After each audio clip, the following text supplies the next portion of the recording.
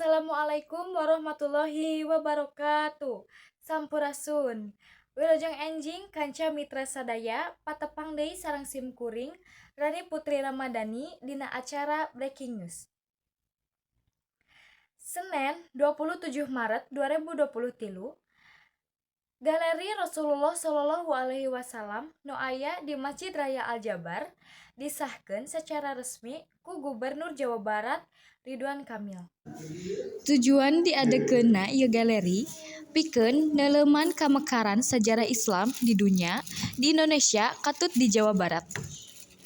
Ieu galeri kacida canggihna lantaran lain nembongkeun barang anu didisplay wungkul. Leuwih ti eta oge kasampak aya virtual reality digitalisasi jeung ditampilan 3D interaktif.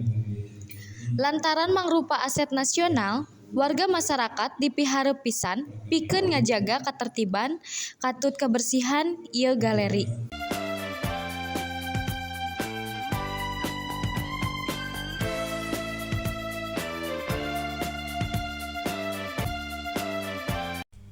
Mung sakitu breaking news dina danget ieu.